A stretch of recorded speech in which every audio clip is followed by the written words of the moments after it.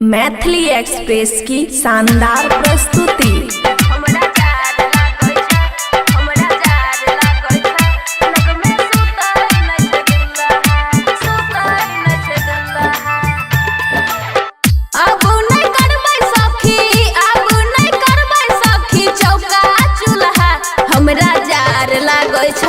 हमरा जार लागै छै लग में सुतै नै छै दुल्हा। हमरा जार लागै छै लग में सुतै नै छै दुल्हा।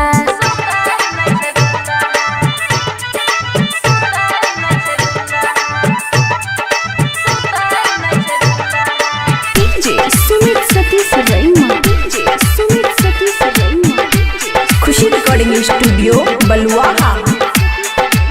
घुसै छै ठंडा हवा लहंगा के भीतर, कांपैया थर थर दहिया चोली के ऊपर। घुसैया ठंडा हवा लहंगा के भीतर, कांपैया थर थर दहिया चोली के भीतर।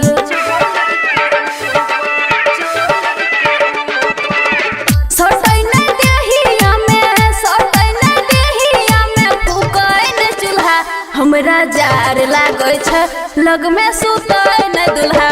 हमरा जार लागै छै लग में सुतै नै छै दुल्हा। मिक्स बाय अमन अखे। डीजे सुमित सतीश रैमा, डीजे सुमित सतीश रैमा,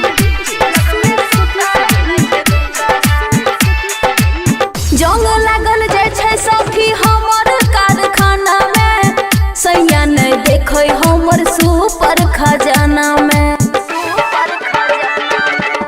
जंग लागल जाय छै सखी हमर कारखाना में, सैया नै देखै हमर सुपर खजाना में।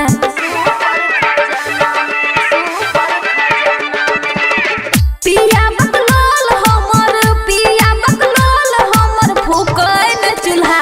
हमरा जार लागै छै लग में सुतै नै छै दुल्हा। हमरा जार लागै छै लग में सुतै नै छै दुल्हा।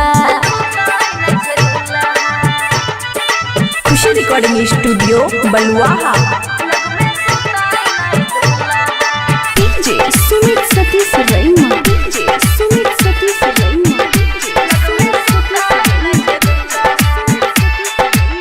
बिगड़ल बिहारी पिया बुझै नै बतिया, दीपाली शर्मा के कटै नै छै रतिया। बिगड़ल बिहारी पिया बुझै नै बतिया, दीपाली शर्मा के कटै नै छै रतिया।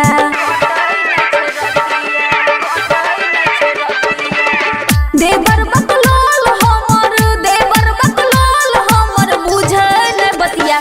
बड़ा जार लागै छै लग में सुतै नै छै दुल्हा।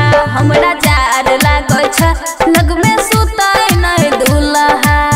खुशी रिकॉर्डिंग स्टूडियो बलुआहा।